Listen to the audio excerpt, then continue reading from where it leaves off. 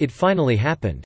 Javier Milei has given a historic speech at the World Economic Forum, the cave of the globalists. He defended capitalism, showed why capitalism was the economic system that took people out of poverty. He warned Western countries that they are following the path of socialism, which will inevitably lead to poverty and the destruction of the West. He called on the international community to abandon these impoverishing ideas and to once again embrace the ideas of freedom. Let's watch the full speech and long live damn freedom.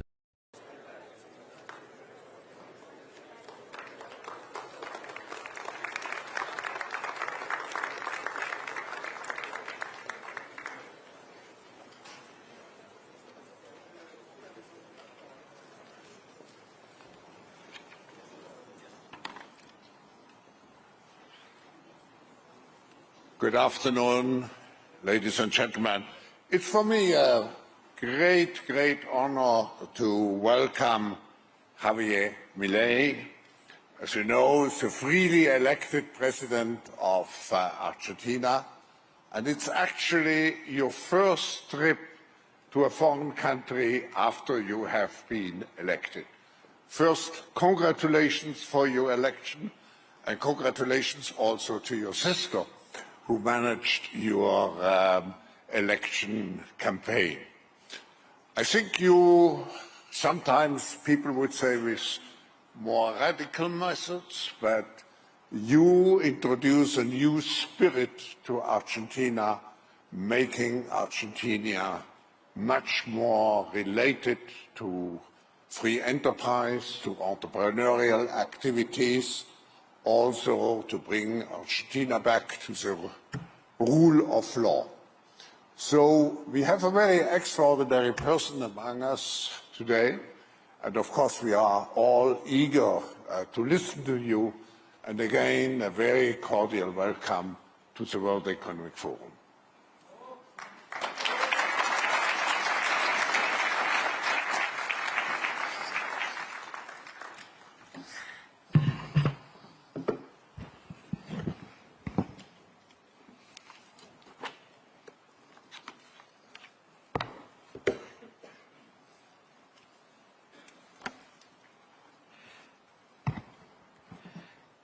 Buenas tardes, muchas gracias.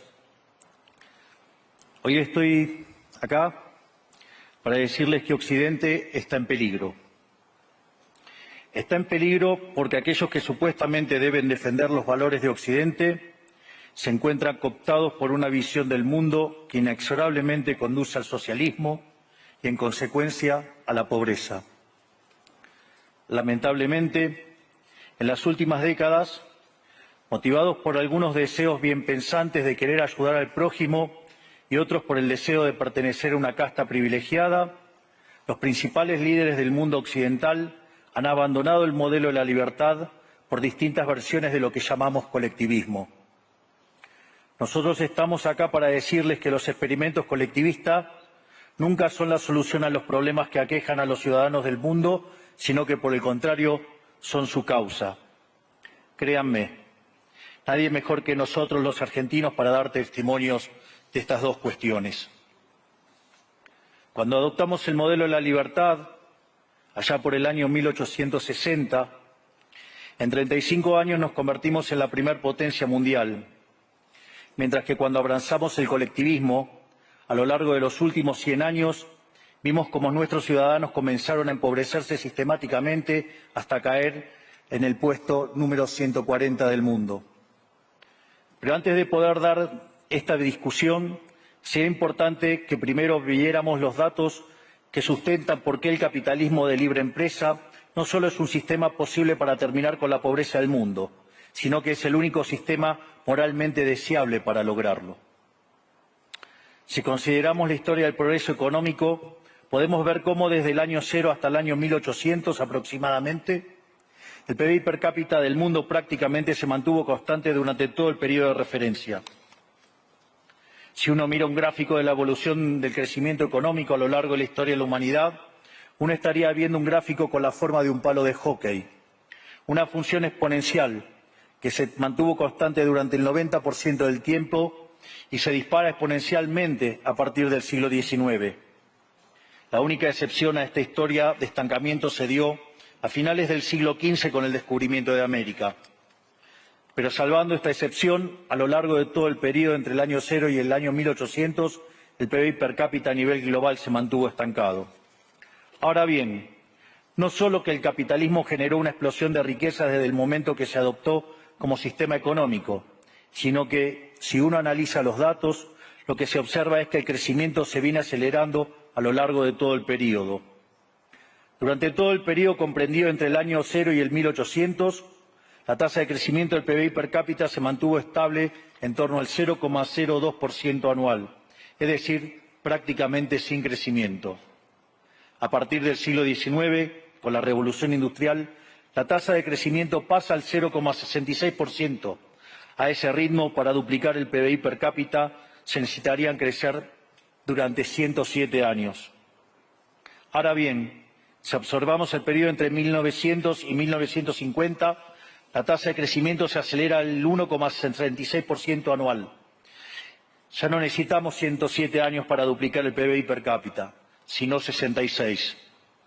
Y si tomamos el periodo comprendido entre 1950 y el año 2000, vemos que la tasa de crecimiento fue de 2,1% anual, lo que derivaría en que en solo 33 años podríamos duplicar el PBI per cápita del mundo. Esta tendencia, lejos de detenerse, se mantiene viva aún hoy. Si tomamos el periodo entre el año 2000 y el 2023, la tasa de crecimiento volvió a acelerar el 3% anual, lo que implica que podríamos duplicar nuestro PBI per cápita en el mundo en tan solo 23 años.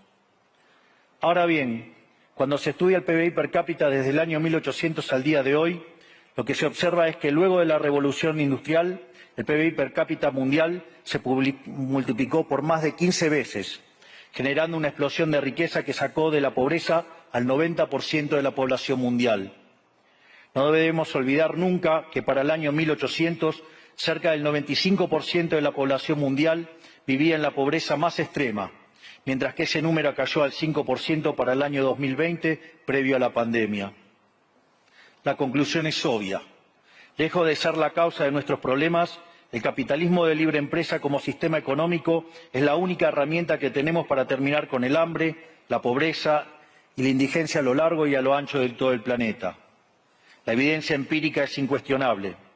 Por eso, como no cabe duda de que el capitalismo de libre mercado es superior en términos productivos, la doxa de izquierda ha atacado al capitalismo por sus cuestiones de moralidad, por ser, según ellos, dicen sus detractores, que es injusto. Dicen que el capitalismo es malo porque es individualista y que el colectivismo es bueno porque es altruista, con la ajena. Y en consecuencia bregan por la justicia social.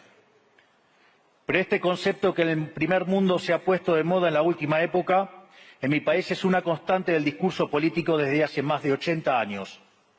El problema es que la justicia social no es justa, sino que tampoco aporta al bienestar general.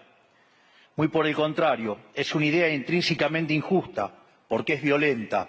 Es injusta porque el Estado se financia a través de impuestos, y los impuestos se cobran de manera coactiva. ¿O acaso alguno de nosotros puede decir que paga los impuestos de manera voluntaria? Lo cual significa que el Estado se financia a través de la coacción, y que a mayor carga impositiva, mayor es la coacción, menor es la libertad. Quienes promueven la justicia social parten de la idea de que el conjunto de la economía es una torta que se puede repartir de una manera distinta. Pero esa torta no está dada, es riqueza que se va generando en lo que, por ejemplo, Israel Kirzler llama un proceso de descubrimiento de mercado. Si el bien o servicio que ofrece una empresa no es deseado, esa empresa quiebra a menos que se adecúe a lo que el mercado le está demandando. Si genera un producto de buena calidad a un buen precio atractivo, le va a ir bien y va a producir más.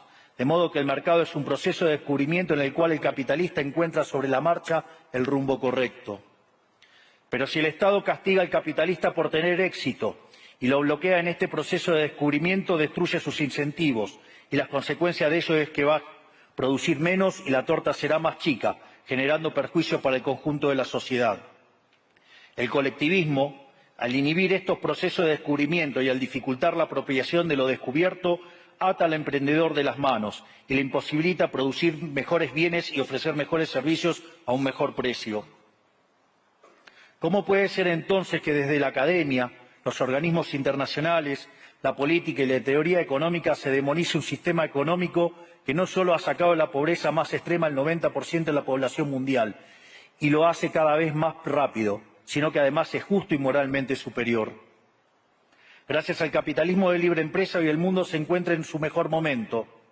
No hubo nunca en toda la historia de la humanidad un momento de mayor prosperidad que el que vivimos hoy. El mundo de hoy es más libre, más rico, más pacífico y más próspero que en cualquier otro momento de nuestra historia. Esto es cierto para todos, pero en particular para aquellos países que son libres, donde respetan la libertad económica y los derechos de propiedad de los individuos. Porque aquellos países que son libres son 12 veces más ricos que los reprimidos. El decil más bajo de la distribución de los países libres vive mejor que el 90% de la población de los países reprimidos.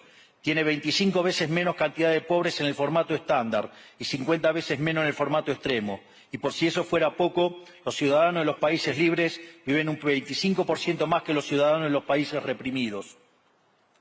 Ahora bien, para entender qué venimos a defender es importante definir de a qué hablamos nosotros cuando hablamos de libertarismo. Para definirlo, retomo las palabras del máximo prócer de las ideas de la libertad de Argentina, el profesor Alberto Venegas Lynch, dijo que dice: el libertarismo es el respeto irrestricto del proyecto de vida del prójimo, basado en el principio de no agresión y en defensa del derecho a la vida, a la libertad y a la propiedad, cuyas instituciones fundamentales son la propiedad privada, los mercados libres de intervención estatal, la libre competencia, la división del trabajo y la cooperación social, donde solo se puede ser exitoso sirviendo al prójimo con bienes de mejor calidad a un mejor precio. Dicho de otro modo, el capitalista, el empresario exitoso, es un benefactor social que, lejos de apropiarse de la riqueza ajena, contribuye al bienestar general. En definitiva, un empresario exitoso es un héroe. Este es el modelo que nosotros estamos proponiendo para la Argentina del futuro. Un modelo basado en los principios fundamentales del libertarismo: la defensa de la vida, de la libertad y de la propiedad.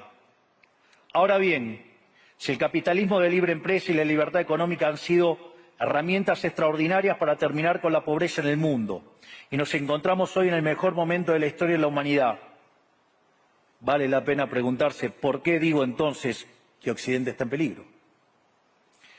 Digo que Occidente está en peligro justamente porque en aquellos países que deberíamos defender los valores del libre mercado, la propiedad privada y las demás instituciones del libertarismo, sectores del establishment político y económico, algunos por errores en su marco teórico y otros por ambición de poder, están socavando los fundamentos del libertarismo, abriéndole las puertas al socialismo y condenándonos potencialmente a la pobreza, a la miseria y el estancamiento. Porque nunca debe olvidarse que el socialismo es siempre y en todo lugar un fenómeno empobrecedor, que fracasó en todos los países que se intentó. Fue un fracaso en lo económico, fue un fracaso en lo social, fue un fracaso en lo cultural y además asesinó a más de 100 millones de seres humanos. El problema esencial de Occidente hoy es que no solo debemos enfrentarnos a quienes, aún luego de la caída del muro y la evidencia empírica abrumadora, siguen bregando por el socialismo empobrecedor, sino también a nuestros propios líderes, pensadores y académicos que, amparados en un marco teórico equivocado, socavan los fundamentos del sistema que nos ha dado la mayor expansión de riqueza y prosperidad de nuestra historia. El marco teórico al que me refiero es el de la teoría económica neoclásica, que diseña un instrumental que, sin quererlo, termina haciendo funcional la intromisión del Estado, el socialismo y la degradación de la sociedad. El problema de los neoclásicos es que, como el modelo del que se enamoraron no mapea contra la realidad, atribuyen el error al supuesto fallo del mercado, en vez de revisar las premisas de su modelo. Sobre pretexto de un supuesto fallo de mercado, se introducen regulaciones que lo único que generan es distorsiones en el sistema de precios que impiden el cálculo económico y, en consecuencia, el ahorro, la inversión y el crecimiento.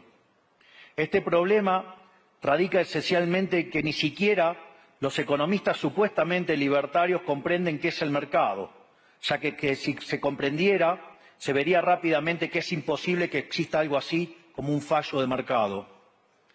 El mercado no es una mera descripción gráfica de una curva de oferta y otra de demanda en un gráfico. El mercado es un mecanismo de cooperación social donde se intercambian voluntariamente derechos de propiedad. Por lo tanto, dada esta definición, hablar de fallo de mercado es un oxímoron. No existe el fallo de mercados. Si las transacciones son voluntarias, el único contexto en el que puede haber un fallo de mercado es si hay coacción. Y el único con la capacidad de coaccionar de manera generalizada es el Estado, que tiene el monopolio de la violencia. En consecuencia, si alguien considera que hay un fallo de mercado, les recomendaría que revisen si hay intervención estatal en el medio. Y si encuentran que no hay intervención estatal en el medio, les sugiero que hagan de nuevo el análisis, porque definitivamente está mal. Los fallos de mercado no existen.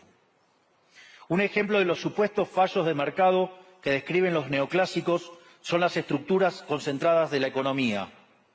Sin embargo, sin funciones que presenten rendimientos crecientes a escala, cuya contrapartida son las estructuras concentradas de la economía, no podríamos explicar el crecimiento económico desde el año 1800 hasta hoy. Fíjense qué interesante. Desde el año 1800 en adelante, con la población multiplicándose más de 8 o 9 veces, el Producto Per Cápita creció más de 15 veces. Es decir, existen rendimientos crecientes. Eso llevó la pobreza extrema del 95% al 5%. Sin embargo, esas presencias de rendimientos crecientes implican estructuras concentradas, lo que se llamaría, por ejemplo, un monopolio. ¿Cómo puede ser que algo que haya generado tanto bienestar para la teoría neoclásica, eso es un fallo de mercado? Economistas neoclásicos, salgan de la caja. Cuando el modelo falla, no hay que enojarse con la realidad, hay que enojarse con el modelo y cambiarlo. El dilema que enfrenta el modelo neoclásico es que dicen querer perfeccionar el funcionamiento del mercado atacando lo que ellos consideran fallos, pero al hacerlo no solo abren las puertas del socialismo, sino que atentan contra el crecimiento económico. Ejemplo, regular monopolios, destruirle las ganancias y destrozar los rendimientos crecientes, automáticamente destruiría el crecimiento económico. Dicho de otro modo, cada vez que ustedes quieran hacer una corrección de un supuesto fallo de mercado, inexorablemente, por desconocer lo que es el mercado o por haberse enamorado de un modelo fallido, están abriendo las puertas al socialismo y están condenando a la gente a la pobreza. Sin embargo, frente a la demostración teórica de que la intervención del Estado es perjudicial, la evidencia empírica de que fracasó porque no podía ser de otra manera, la solución que propondrán los colectivistas no es mayor libertad, sino que es mayor regulación, generando una espiral descendente de regulaciones hasta que todos seamos más pobres y a la vida de todos nosotros dependa de un burócrata sentado en una oficina de lujo. Dado el estrepitoso fracaso de los modelos colectivistas y los innegables avances del mundo libre, los socialistas se vieron forzados a cambiar su agenda. Dejaron atrás la lucha de clases basada en el sistema económico para reemplazarla por otros supuestos conflictos sociales igual de nocivos para la vida en comunidad y para el crecimiento económico. La primera de estas nuevas batallas fue la pelea ridícula y antinatural entre el hombre y la mujer. El libertarismo ya establece la igualdad entre los sexos. La piedra fundacional de nuestro credo dice que todos los hombres somos creados iguales, que todos tenemos los mismos derechos inalienables otorgados por el Creador, entre los que se encuentran la vida, la libertad y la propiedad. En lo único que devino esta agenda del feminismo radical es en mayor intervención del Estado para entorpecer el proceso económico, darle trabajo a burócratas que no le aportaron nada a la sociedad, sea en formato de ministerios de la mujer o organismos internacionales dedicados a promover esta agenda. Otro de los conflictos que los socialistas plantean es del hombre contra la naturaleza. sostienen que los seres humanos dañamos el planeta y que debe ser protegido a toda costa, incluso llegando a abogar por mecanismos de control poblacional o en la agenda sangrienta del aborto. Lamentablemente, estas ideas nocivas han pregnado fuertemente en nuestra sociedad. Los neomarxistas han sabido cooptar el sentido común de Occidente. Lograron esto gracias a la apropiación de los medios de comunicación, de la cultura, de las universidades y sí, también de los organismos internacionales. Este último caso es el más grave, tal vez, porque se trata de instituciones que tienen enorme influencia en las decisiones políticas y económicas de los países que integran esos organismos multilaterales. Por suerte, somos cada vez más los que nos atrevemos a levantar la voz, porque vemos que si no combatimos frontalmente estas ideas, el único destino posible es que cada vez vamos a tener más Estado, más regulación, más socialismo, más pobreza, menos libertad y, en consecuencia, peor nivel de vida. Occidente, lamentablemente, ya comenzó a transitar este camino. Sé que a muchos les puede sonar ridículo plantear que Occidente se ha volcado al socialismo, pero solo es ridículo en la medida que uno se restringe a la definición económica tradicional del socialismo, que establece que es un sistema económico donde el Estado es el dueño de los medios de producción. Esta definición debería ser, desde mi punto de vista, actualizada a las circunstancias presentes.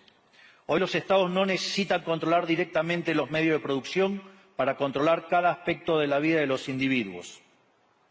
Con herramientas como la emisión monetaria, el endeudamiento, los subsidios, el control de la tasa de interés, los controles de precios y las regulaciones para corregir los supuestos fallos de mercado, pueden controlar los destinos de millones de seres humanos. Así es como llegamos al punto en el que, con distintos nombres o formas, buenas partes de las ofertas políticas generalmente aceptadas en la mayoría de los países de Occidente son variantes colectivistas. Ya sea que se declamen abiertamente comunistas, fascistas, nazis, socialistas, socialdemócratas, nacionalsocialistas, demócratas cristianos, keynesianos, neokeynesianos, progresistas, populistas, nacionalistas o globalistas. En el fondo, no hay diferencias sustantivas. Todos sostienen que el Estado debe dirigir todos los aspectos de la vida de los individuos.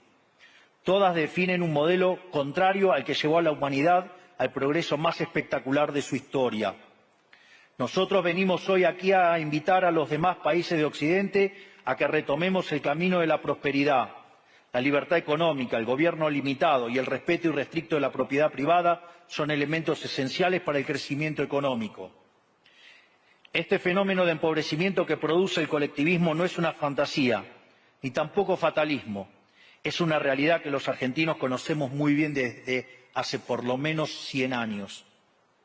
Porque ya lo vivimos, ya pasamos por esto, porque como dije antes, desde que decidimos abandonar el modelo de la libertad que nos había hecho ricos, estamos atrapados en una espiral descendente en donde cada día somos más pobres.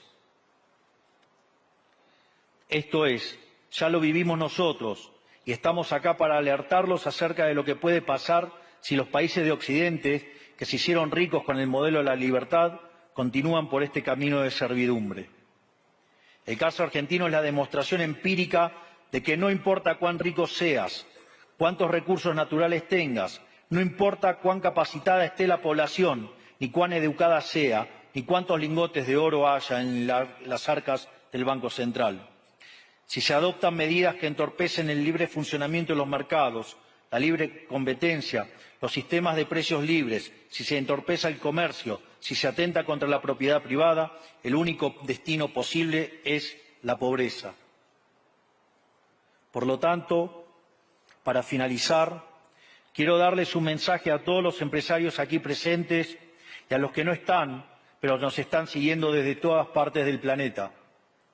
No se dejen amedrentar ni por la casta política ni por los parásitos que viven del Estado.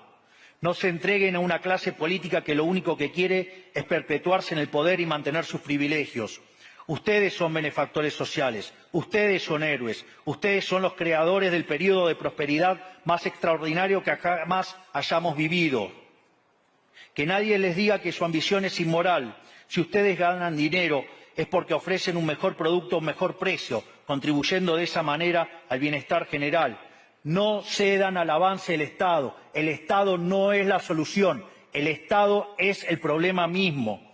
Ustedes son los verdaderos protagonistas de esta historia y sepan que a partir de hoy cuentan con Argentina como un aliado incondicional. Muchísimas gracias y ¡viva la libertad, carajo!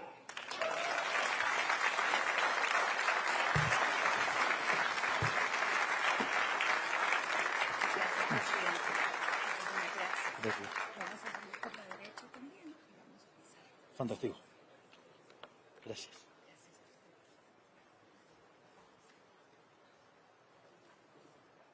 Yo no me metí acá para estar guiando corderos. Yo me metí acá para despertar leones. ¿Quieren escuchar a Agustín?